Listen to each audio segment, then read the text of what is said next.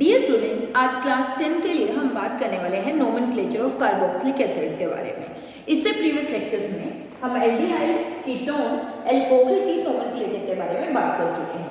तो यहाँ पर अगर हम बात करें carboxylic acid representation generally COOH, this is the general representation of carboxylic acid group. ठीक है, जहाँ पर ये R, it can be H or it can be any alkyl group, CH3, C2H5, anything else, मतलब ये कोई भी alkyl group हो सकता है, बट ये H भी हो सकता है। जबकि कीटोन्स में हमने कहा था ये H नहीं हो सकता, अल्कोहल में भी हमने कहा था ये H नहीं हो सकता है। ठीक है, तो कार्बोक्सिलिक एसिड के लिए जो सफिक्स हम यूज करते हैं दैट इज ओइक एसिड। क्या सफिक्स यूज करते हैं? Oic acid is used for carboxylic acid, यानी कि जो भी एसिड होगा उसके नेम के पीछे हमें क्या लगा देना है, यानी कि सफिक्स जो यूज करना है वो क्या करना है, ओइक एसिड। ठीक है, अगर हम सीधी सी बात करें, ये हमेशा टर्मिनल होते हैं, these are always terminal group, कभी भी एसिड चेन के बीच में प्रेजेंट नहीं हो सकता। क्यों? क्योंकि कार्बन की वैलेंसी क्या होगी यहाँ पर, C डबल बॉन्ड OH। इनको जनरली ऐसे भी लिख सकते हैं RCOOH, RCOH और RC। ये ओपन स्ट्रक्चर आप बोल सकते हो, ये कॉम्पैक्ट स्ट्रक्चर आप बोल सकते हो। क्यों? क्योंकि इसका मतलब लेकिन ये नहीं है कि आप ऐसे लिख दो COO ऐसे बॉन्डिंग और यहाँ पर R की वैलेंसी ही सेटिस्फाइड है। तो ऐसे नहीं लिख सकते, ऐसे लिख सकते हो, लेकिन एक्चुअली मीनिंग ये होता है क्योंकि कार्बन कितने बॉन्ड बनाता है, हमेशा 4 बॉन्ड की फॉर्मेशन करता है। तो सफिक्स ओइक एसिड ऐसे हमेशा क्या होते हैं, टर्मिनल ग्रुप, कभी भी ऐसा नहीं होगा कि ये चेन के बीच में प्रेजेंट हो। तो let me start the naming of these, यानी कि नेमिंग देने के लिए हम फिर से वही मेथड यूज करते हैं। क्या? फिर सबसे पहले हम लिखते हैं वर्ड रूट, फिर हम लिखते हैं प्राइमरी सफिक्स और उसके बाद हम लिखते हैं सेकेंडरी सफिक्स, जो कि हमारा क्या है, ओइक एसिड है इस केस में। ठीक है, प्राइमरी सफिक्स का मीनर ए या आई।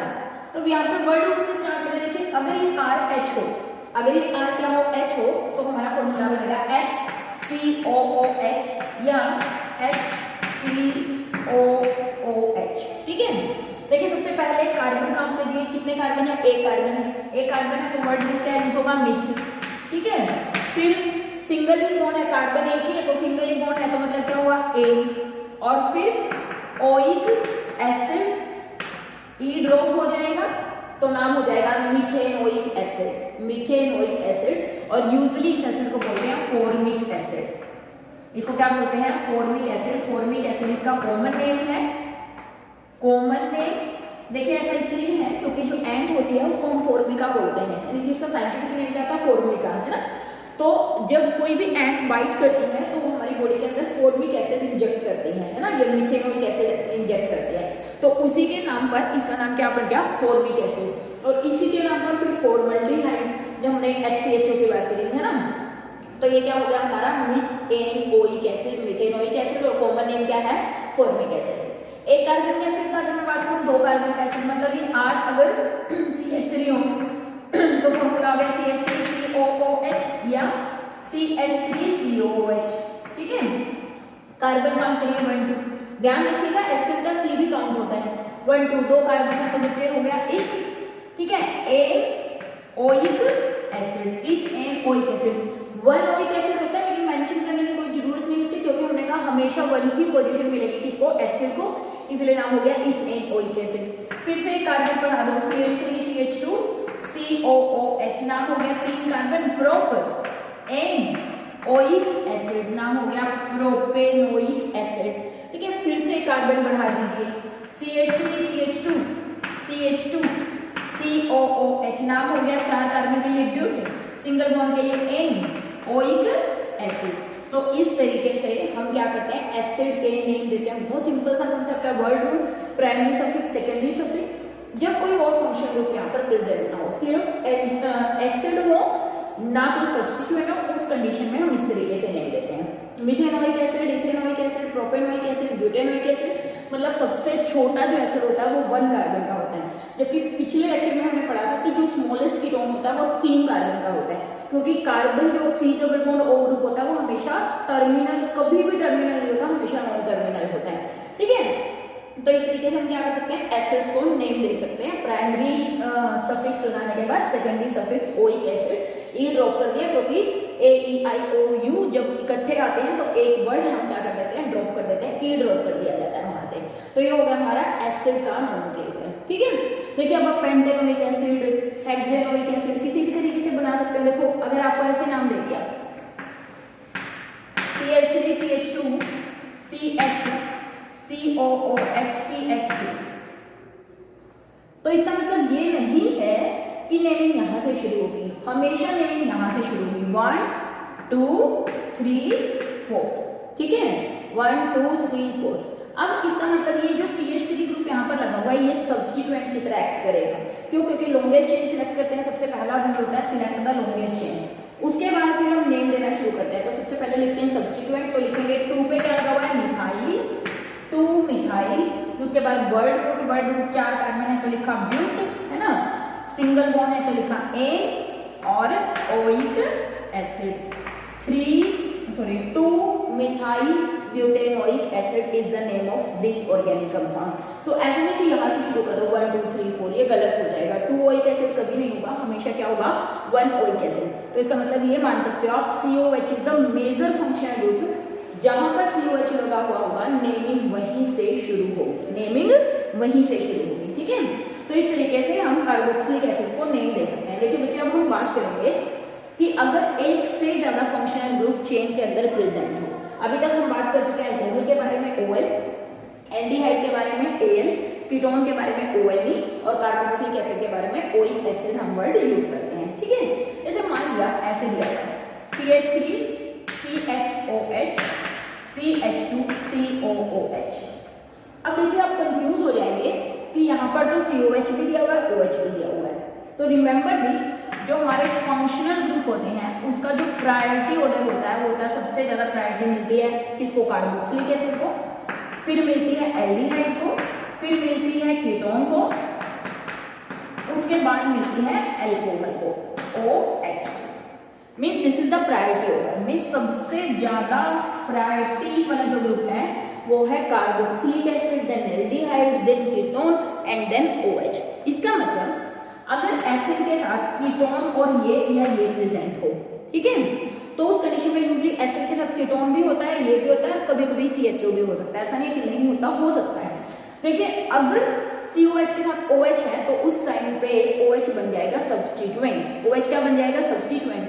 और जब OH सब्स्टिट्यूएंट होगा, मैंने इसका नाम लिखा था, तब इसको बोलते हैं हाइड्रोक्सी। क्या बोलते हैं इसको, दैट इज कॉल्ड हाइड्रोक्सी। और जब ketone C double bond O ये वाला ग्रुप जब सब्स्टिट्यूएंट होता है तो इसको बोलते हैं ऑक्सो या कीटोन। तो इसको क्या बोलते हैं, ऑक्सो या कीटोन। जब ये सब्स्टिट्यूएंट की तरह काम कर रहा हो, ये ध्यान रखना, जब ये किसकी तरह काम कर रहा हो, सब्स्टिट्यूएंट, मतलब इसके साथ प्रेजेंट हो तभी ऑक्सो कीटोन है, इसके साथ प्रेजेंट हो तब ये ऑक्सो कीटोन है, इसके साथ प्रेजेंट हो तब ये कीटोन है और ये हाइड्रोक्सी है। लेकिन जब ये अकेला है तो ये अल्कोहल है, लेकिन जब ये किसके साथ, इनमें से किसी के भी साथ प्रेजेंट है तो ये क्या है, हाइड्रोक्सी है। तो इसका मतलब अब मुझे नेम देना है तो मैं लिखूं 1 2 3 4। और जो CHO होता है इसको 4 बोल देते हैं अगर ये एज अ सब्स्टिट्यूएंट प्रेजेंट है। अगर ये सब्स्टिट्यूएंट की तरह प्रेजेंट है तो इसको क्या बोल देते हैं, 4 तो चलो इतना तो नहीं, बट हाइड्रोक्सी ग्रुप आपका लगा हुआ आ सकता है, ठीक है। तो सब्स्टिट्यूएंट का प्रेफरेंस ऑर्डर आपने याद रखना है, ये कार्बोक्सिलिक एसिड, फिर कौन एल्डिहाइड, फिर कौन कीटोन, फिर कौन OH, यानी कि फंक्शनल ग्रुप का प्रेफरेंस ऑर्डर। तो देखिए यहाँ पर अब ये OL नहीं रहा, ये बन गया हाइड्रोक्सी। तो अब नाम दीजिए, सबसे पहले लिखेंगे हम सब्स्टिट्यूएंट, दैट इज 3 पे लगा हुआ है हाइड्रोक्सी, 3 पे लगा हुआ है हाइड्रोक्सी। फिर क्या करेंगे, वर्ड रूट कितने हैं, 4 है तो नाम दे दिया ब्यूट, सिंगल बॉन्ड है तो A, और एसिड है तो ओइक एसिड, मतलब 2 हाइड्रोक्सी ब्यूटेनोइक एसिड, ये नाम हो गया इसका, ठीक है। तो ये OH ध्यान रखना है। देखो अगर ये ऐसे होता ना, अगर यहाँ पे CH3 होता तब इसका नेम क्या होता, तब हम इसको ऐसे नेम देते हैं 1 2 3 4, 2 पे लगा हुआ है OL, है ना, तो इसका नाम हो जाता ब्यूट A2OL, इसका नाम हो जाता ब्यूट A2OL, क्योंकि तब ये अल्कोहल है ना। और हमने कहा था OH group can be terminal और नॉन टर्मिनल, ये 1 पर भी हो सकता है, 2 पर भी हो सकता है, किसी भी कार्बन पर हो सकता है। लेकिन COH ग्रुप कभी भी किसी और कार्बन पर प्रेजेंट नहीं होगा, 1 कार्बन पर होगा।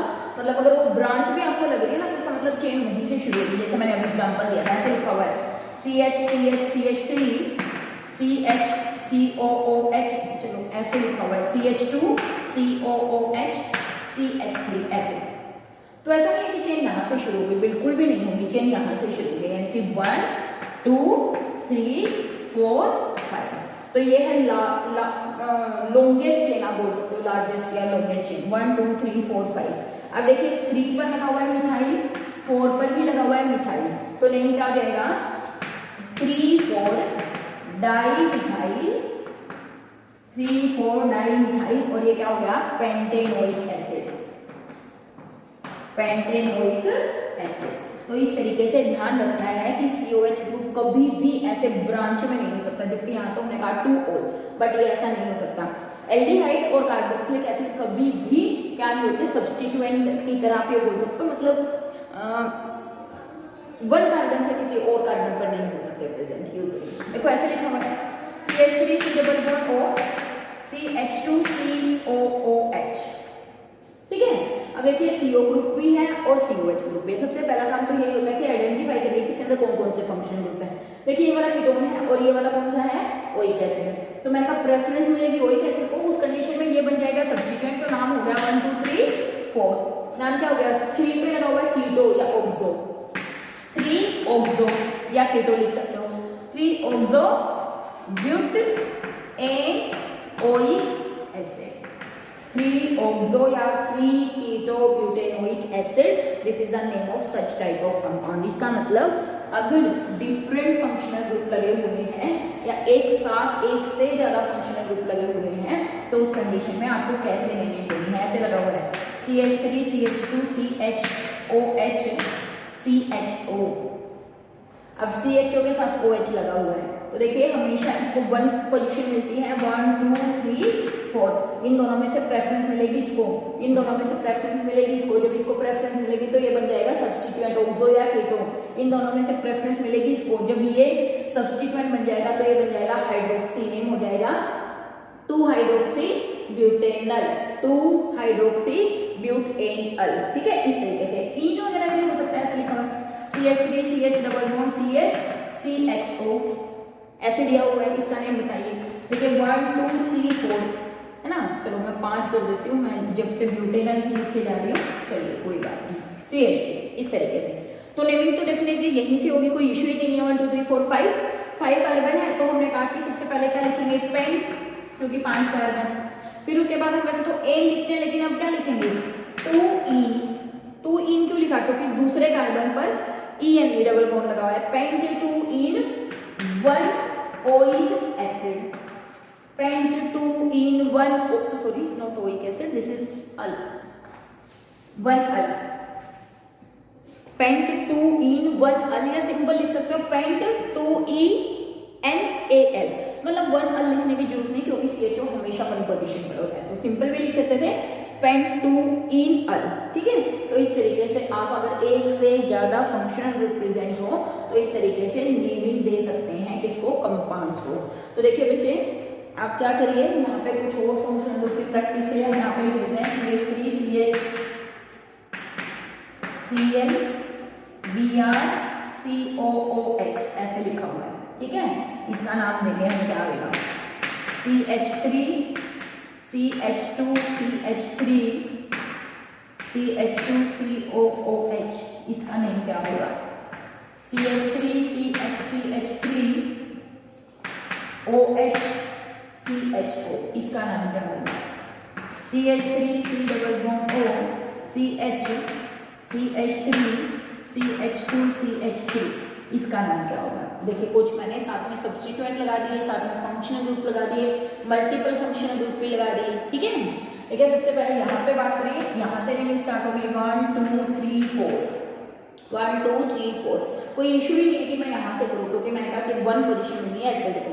तो लिखा 2 पर लगा हुआ ब्रोमो, 3 पर लगा हुआ क्लोरो, B वैसे भी अल्फाबेटिकली पहले आता है, तो नाम हो गया 2 ब्रोमो 3 क्लोरो, और फिर नाम हो गया हमारा ब्यूटेनोइक एसिड, 2 ब्रोमो 3 क्लोरो, और ये सारा का सारा क्या था ब्यूटेनोइक एसिड। यहाँ पर देखिए, यहाँ से नेम शुरू किया 1 2 3 4। अब ये बताओ मुझे कि लॉन्गेस्ट चेन मेरे को सिलेक्ट करनी है 1 2 3 4, ये लॉन्गेस्ट चेन है, या अगर मैं ऐसे मूव कर जाऊं 4 5 ये लॉन्गेस्ट चेन है।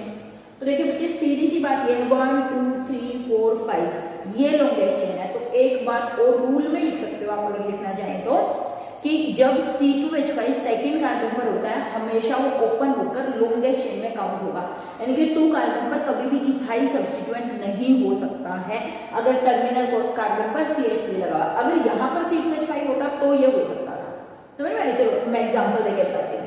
देखिए अब ये हो गया 1 2 3 4 5, इसका मतलब ये सब्स्टिट्यूएंट है, ये भी सब्स्टिट्यूएंट है, क्योंकि लॉन्गेस्ट चेन ये बनेगी 1 2 3 4 5, ठीक है। तो नेम हो जाएगा 3 डाई मिथाइल, 3 पे 2 बार मिथाइल लिखा हुआ है इसलिए लिख दिया 3 di methyl pentanoic acid. 3 di methyl pentanoic acid is the name of this compound. अभी मैंने क्या बोला, देखिए मैंने बोला, मैं एक बार यहाँ पर लिख लेती हूँ CH3 CH3 CH2H5 COOH, मतलब CH2CH3 ऐसे होता, ऐसे। मैंने कहा सेकेंड कार्बन पर कभी भी इथाइल सब्स्टिट्यूएंट की तरह यूज नहीं हो सकता अगर टर्मिनल कार्बन भी CH3 हो, समझ में नहीं बात। लेकिन इस केस में ये इथाइल यूज हो सकता है, क्यों? देखिए लॉन्गेस्ट चेन सिलेक्ट करो 1 2 3 4, ये 1 2 3 4, यहाँ से भी 4 कार्बन की चेन मिलनी है, यहाँ से भी 4 कार्बन की चेन मिलनी है। दूसरी बात क्या ध्यान रखते हैं बच्चे, वैसे तो थोड़ा सा फिर एक और रूल यहाँ पर ऐड हो जाएगा कि लॉन्गेस्ट चेन जब आप सिलेक्ट करते हो तो वहाँ पे ये भी चेक करना होता है कि अगर सेम कार्बन की लॉन्गेस्ट चेन आपको मिल रही है तो आपको फिर ये चेक करना होता है कि किस लॉन्गेस्ट चेन में कितने ज्यादा नंबर ऑफ सब्स्टिट्यूएंट मिल रहे हैं। जैसे अगर मैं 1 2 3 4 ऐसे भी 4 नंबर की चेन मिल रही थी, अगर ऐसे में 4 नंबर की चेन बनाती तो मुझे एक सब्स्टिट्यूएंट मिलता, वो ये वाला, और वो भी कॉम्प्लेक्स, ठीक है, जिसका नोमेनक्लेचर अभी 10th में नहीं है, 11th में जाकर आप सीखते हो। दूसरा 1 2 3 4 जब मैं ऐसे करूंगी तो मुझे 2 सब्स्टिट्यूएंट मिल रहे हैं 1 एंड 2, तो यहाँ पर वो चेन सिलेक्ट करते हैं जिसमें ज्यादा नंबर ऑफ सब्स्टिट्यूएंट मिलते हो। तो अगर मैं ऐसे लॉन्गेस्ट चेन सिलेक्ट करूंगी तो मुझे 2 सब्स्टिट्यूएंट मिलेंगे, अगर मैं ऐसे करूंगी तो मुझे एक कॉम्प्लेक्स सब्स्टिट्यूएंट मिलेगा। तो एक सब्स्टिट्यूएंट की बजाय किसको प्रेफरेंस मिलेगी कि 2 सब्स्टिट्यूएंट वाली चेन को सिलेक्ट किया जाए। तो अब इसका नाम हो जाएगा, देखिए 2 पर इथाइल 3 पर methyl, 2 ethyl 3 methyl butanoic acid, मतलब अब ये इथाइल की तरह काम कर सकता है, क्यों? क्योंकि 1 2 3 4 ये लॉन्गेस्ट चेन देती है ना, तो इस तरीके से। लेकिन अगर इस तरफ हमारा C2H5 इस कार्बन पर लगा हुआ ना तो डेफिनेटली हमेशा ओपन होगा। और देखिए यहाँ पर अगर ये होता C2H5 मतलब CH3 CH2, तो देखिए 1 2 3 4 5 आप ये इसको काउंट कर सकते हैं, क्योंकि एक आपने खोल लिया, 1 2 3 4 5, एक ऊपर वाला खुल जाता, तो ऊपर वाले में नेमिंग आती है, नीचे वाले में आती है, बात बराबर थी 1 2 3 4 5 1 2 3 4 5। तो अब इसका नेम अगर मुझे देना हो तो नेम हो गया 3 पे इथाइल 3 पे methyl, 3 ethyl 3 methyl pentanoic acid, 3 ethyl 3 methyl pentanoic acid, इस पे आ जाइए 1 2 3। तो आप देखिए 2 पर लगा हुआ है मिथाइल, 2 पर लगा हुआ है हाइड्रोक्सी, तो H पहले आता है तो नेम हो गया 2 हाइड्रोक्सी 3 मिथाइल और क्या हो गया प्रोपेनल 2 हाइड्रोक्सी 2 मिथाइल प्रोपेनल, क्योंकि 2 पर ही हाइड्रोक्सी 2 पर ही मिथाइल था। ऐसे मत लिख लेना 2 हाइड्रोक्सी मिथाइल, वो गलत हो जाएगा। 2 हाइड्रोक्सी 2 मिथाइल अलग अलग बताना पड़ेगा, जब सेम है तब बता सकते हो 3 डाई मिथाइल लाइक दिस। अगर दोनों तरफ मिथाइल होता है तो हम कह देते हैं 2 डाई मिथाइल प्रोपेनल। इस पर आ जाइए, देखिए इसमें फंक्शनल कीटोन है तो 1 2 3 4 5, 3 पर लगा हुआ है मिथाइल, नाम हो गया 3 मिथाइल पेंटेन-2-ऑन, क्योंकि 2 पर कीटोन लगा हुआ है 3 मिथाइल पेंटेन-2-ऑन। तो इस तरीके से अगर कॉम्प्लेक्स सब्स्टिट्यूएंट दिए हुए हैं, सिंपल सब्स्टिट्यूएंट दिए हुए हैं, तो कॉम्प्लेक्स का नोमेनक्लेचर मैंने काफी सिलेबस में अभी नहीं है। सिंपल सब्स्टिट्यूएंट अगर दिए हुए हैं तो अल्फाबेटिकली उनको सिलेक्ट कीजिए। सबसे पहले ये देखिए कि कौन सा फंक्शनल ग्रुप प्रेफरेंस लेगा, अदरवाइज आप उसको फिर अकॉर्डिंग टू कि सबसे पहले प्रीफिक्स लिखो, फिर वर्ड रूट लिखो, फिर प्राइमरी सफिक्स लिखो, फिर सेकेंडरी सफिक्स लिखो, इस तरीके से उसका नेम दे दीजिए। देखिए छोटा सा और कॉमन नेमिंग का सिस्टम मैं यहाँ पर बताना चाहूंगी आपको कि कॉमन नेम कैसे देते हैं, ठीक है। जैसे आपको लिखा आ गया एन पेंटेन, तो यहाँ पे एन का नॉर्मल होता है, नॉर्मल। और इसका मतलब होता है कि सिंपल लॉन्ग चेन की आप बात कर रहे हो, इनके अगर आपको लिखा हुआ है कि आप क्या लिखिए, एन पेंटेन लिखिए, इसका मतलब वो बात कर रहा है कि एन नॉर्मल पेंटेन लिख दिए, मतलब ऐसी पेंटेन जिसमें 5 कार्बन हो, ठीक है। तो एन वर्ड हम कभी यूज करते हैं, जैसे ये दे दिया CH3 CH2 CH2 CH2 CH3, तो इसका नाम पेंटेन है ना। और कॉमनली इसको बोल देते हैं n pentane, normal pentane, long chain pentane, ठीक है। ऐसे ही एन ब्यूटेन, एन हेक्सेन, इस तरीके से। नॉर्मल का मतलब होता है लॉन्ग चेन की बात कर रहे हैं, ठीक है। फिर हम एक वर्ड यूज करते हैं आइसो, एक वर्ड यूज करते हैं नियो। एन, नॉर्मल, आइसो और नियो। देखिए आइसो वर्ड कब यूज करते हैं, ऐसे CH3 CH2 CH3, ये है। देखिए अब 1 2 3 4, अगर मेरे को इसका IUPAC नेम देना है तो 2 मिथाइल ब्यूटेन, IUPAC नेम क्या है, 2 मिथाइल ब्यूटेन। लेकिन हम IUPAC की बात नहीं कर रहे हैं, हम किसकी बात कर रहे हैं, कॉमन नेम की बात कर रहे हैं। तो अगर लास्ट कार्बन से अगले कार्बन पर एक मिथाइल ग्रुप लगा हुआ हो, लास्ट कार्बन से अगले कार्बन पर अगर एक मिथाइल ग्रुप लगा हुआ हो, तो उसके लिए हम वर्ड यूज करते हैं आइसो, और टोटल कार्बन काउंट करते हैं, इसका नाम हो गया आइसोपेंटेन। आइसोपेंटेन, समझ में आ रही है। आइसो क्यों बोला, इसके लिए। और सारे कार्बन काउंट करते हैं जितने भी होते हैं, तो 5 कार्बन है तो नाम हो गया आइसोपेंटेन, ना कि आइसोब्यूटेन मत बोल देना इसको, ठीक है, क्योंकि टोटल कार्बन काउंट करते हैं कॉमन नोमेनक्लेचर में। तो क्या नाम हो गया, आइसोपेंटेन। उसी तरीके से अगर ऐसा है CH3 CH3 CH3 CH3, तो लास्ट कार्बन से अगले कार्बन पर अगर 2 R ग्रुप अटैच हो, लास्ट कार्बन से अगर नेक्स्ट कार्बन पर एक CH3 ग्रुप अटैच हो तो आइसो, इस कार्बन से अगले पर अगर 2 CH3 ग्रुप हो तो नियो। तो 1 2 3 4 5 कार्बन है। देखो इसका IUPAC दोगे तो 2 डाइमिथाइल प्रोपेन, लेकिन अब तो हम कॉमन नेम ले रहे हैं तो इसको हम क्या बोलेंगे, नियोपेंटेन। नाम क्या हो जाएगा, नियोपेंटेन। तो ध्यान रखना इस चीज का भी कि कॉमन नोमेनक्लेचर में हम 3 वर्ड यूज करते हैं, एन, आइसो और नियो।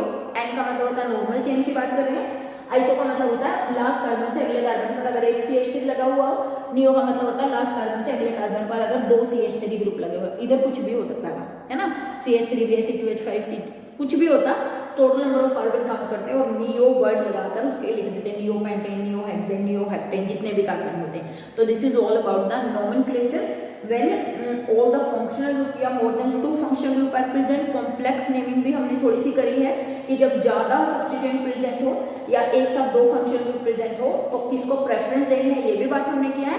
अदरवाइज नेमिंग का मेथड हमेशा वही रहता है कि सबसे पहले लिखिए प्रीफिक्स, फिर लिखिए वर्ड रूट, फिर लिखिए प्राइमरी सफिक्स और फिर लिखिए फंक्शनल ग्रुप यानी कि सेकेंडरी सफिक्स। तो this is all about this nomenclature.